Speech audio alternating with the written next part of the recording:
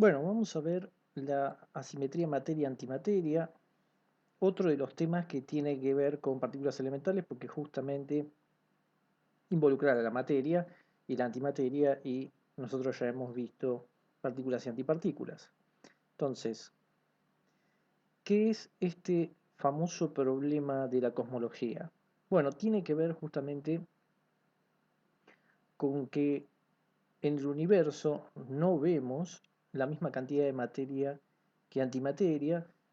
Ya podemos pensarlo desde un hecho obvio, que es que no vemos aniquilación de materia antimateria por todo el universo todo el tiempo, ¿no? Deberíamos ver destellos de rayos gamma o rayos X o lo que sea todo el tiempo y eso no se ve. Por lo tanto, está claro que no hay en el universo una igual cantidad de materia que antimateria, lo cual al principio uno puede pensar, bueno, ¿cuál es el problema con eso? En realidad no hay ningún problema, de hecho vivimos gracias a eso, ¿no? Estamos todos hechos de materia y materia por todos lados y no hay casi antimateria. Entonces, ¿de dónde sale el problema? Bueno, el problema sale justamente de la cosmología, la teoría del Big Bang, donde eh, ¿qué ocurre en el universo temprano? ¿No? Hay una cuestión que eh, en el Big Bang uno en principio tiene que usar la hipótesis de que había la misma cantidad de materia que antimateria, por varias razones, pero la principal, uno puede pensar directamente en la navaja de Occam, ¿no? La simpleza, la teoría simple, es decir, si yo quiero explicar el universo, lo más fácil es asumir que tengo igual cantidad o es igual en todos los sentidos. Por ejemplo, en cosmología se suele asumir que el universo es isótropo y homogéneo, es decir, que es igual en todas direcciones y en cualquier lugar que uno se pare, el universo debería ser igual, más o menos igual. Eso es algo que se observa, pero se puede asumir, digamos. ¿Por qué? Porque justamente lo que decíamos que tiene que ver con la navaja de Occam. Si vos vas a poner una excepción, tenés que explicar por qué. Si el universo no fuera igual en todos lados y tuviera algún lugar privilegiado, entonces hay que explicar por qué. Lo de la simetría materia y antimateria es lo mismo.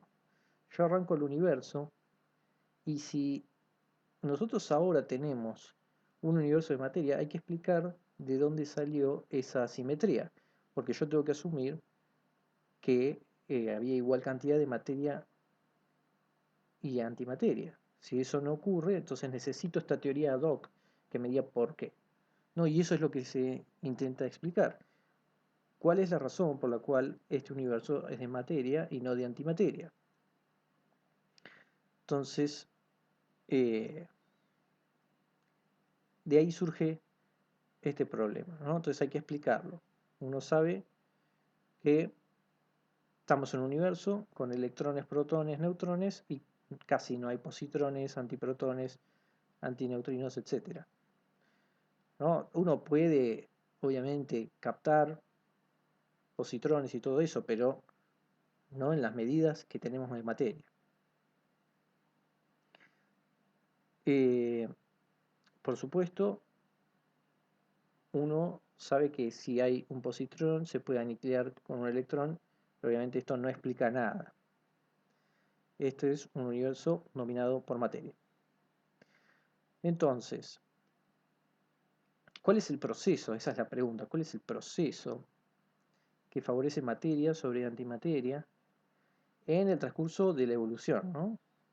Digamos, uno no necesita en realidad una gran diferencia, pero si el Big Bang ocurrió por acá, ¿no? Más allá de que la teoría del Big Bang no dice nada del Big Bang en sí, pero nos interesa nada más que el universo temprano, una ligera asimetría puede evolucionar hasta el día de hoy, tiene tiempo de sobra. Así que no tiene que ser una gran diferencia, aunque sea pequeña, pues tuvo mucho tiempo para evolucionar. Entonces vamos a hablar un poco de qué cosas se saben o por dónde vendría la cuestión. Entonces, Desde un trabajo de 1967 de Sakharov, ya se tiene una idea de por dónde podría estar la cuestión. Tiene que ver con algo que ya vimos, que es la violación de la simetría CP, de carga de paridad.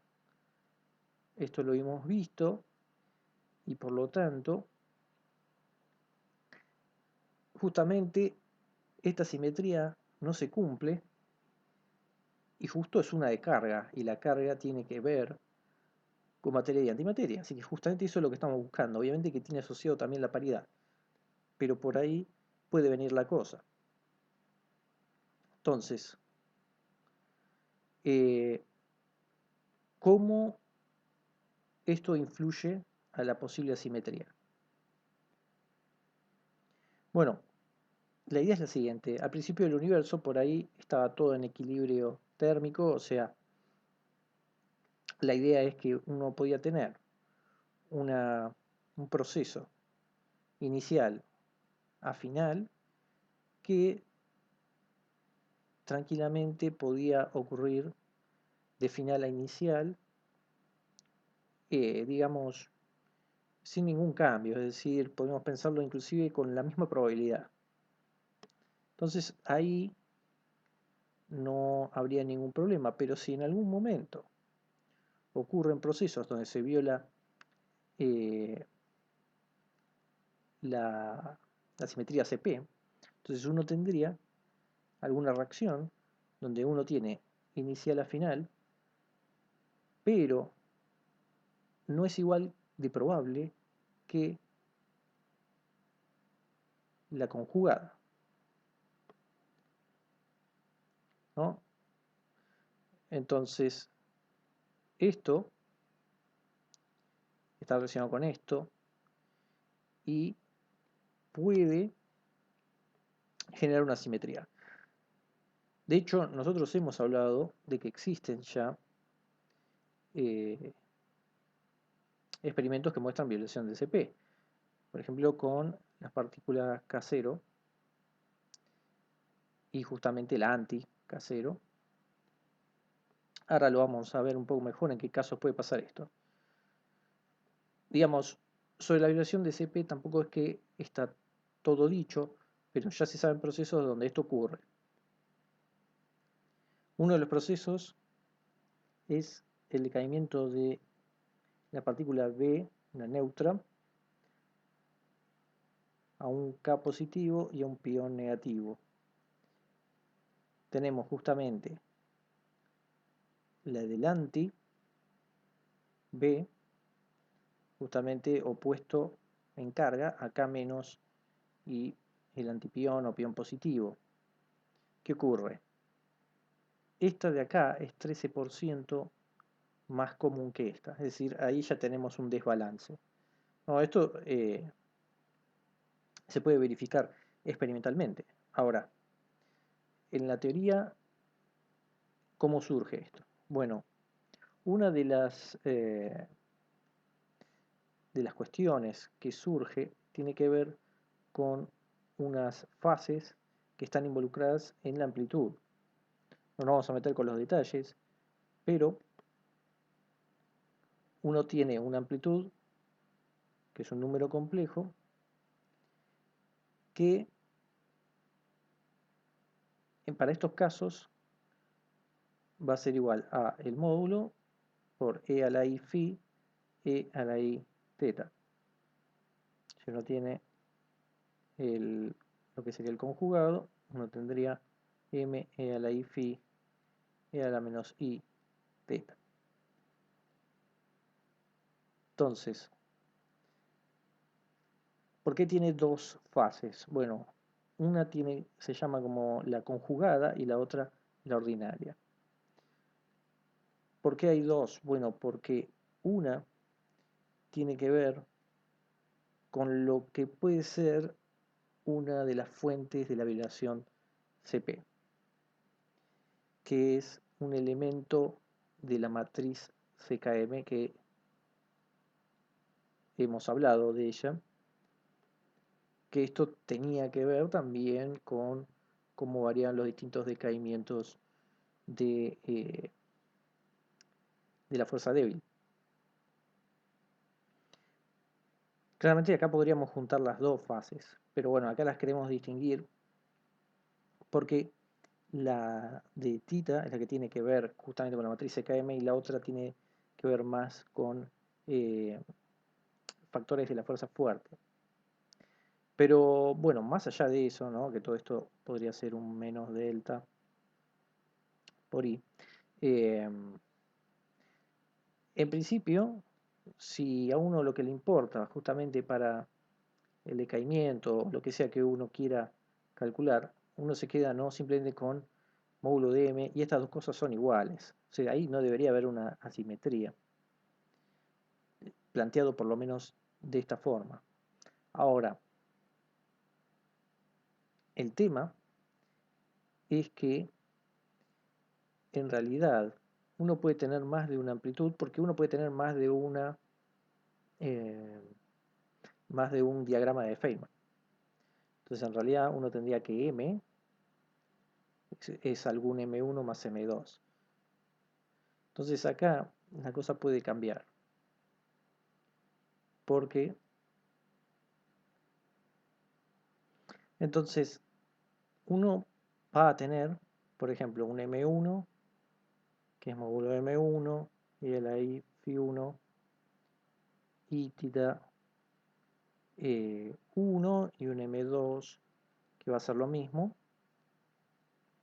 Y lo mismo para el que sería el conjugado, ¿no? Que yo le estoy llamando conjugado, pero en realidad, digamos, es el otro proceso. Digo, porque por algo, por ejemplo, esta fase no conjugué, fue solo esta que es la que cambia para este otro proceso. Pero bueno, uno va a tener lo mismo también para el conjugado. El tema es que cuando uno puede hacer la cuenta de la amplitud al cuadrado menos la conjugada, y esta vez esto no va a ser cero. Esto va a ser algo que va a depender de las fases, y entonces acá ya uno puede ver que ya no hay más simetría, y eso es lo importante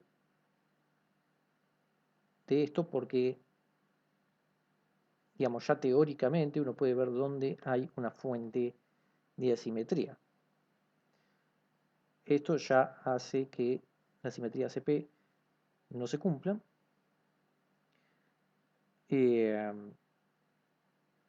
Y entonces, bueno, justamente teniendo distintas fases ya es suficiente para que uno tenga esto distinto a cero.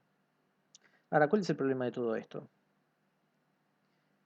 Que esto no es suficiente para la diferencia que uno encuentra en el universo. Es decir, es un buen comienzo, pero no alcanza. Entonces ahí es donde vienen las teorías. Porque claramente, por ejemplo, con lo que hablamos la última vez de las teorías de unificación, entonces podría ser que en esas teorías aparezcan violaciones CP muchos más importantes, que tengan que ver ya no con la fuerza débil, sino con la fuerza fuerte, por poner un ejemplo. También lo que vimos de las oscilaciones de neutrinos, puede ser que no sea lo mismo pasar de un neutrino electrónico a un neutrino muónico que de un antineutrino electrónico a un antineutrino muónico, pero todas estas cuestiones que no se han observado todavía son simplemente teorías. Así que, si bien hay una idea de por dónde puede andar esto, sigue siendo un problema abierto de los más importantes en el sentido de que une cosmología con partículas. No es el único, pero esto pasa bastante en la física actualmente. Eso es lo más importante.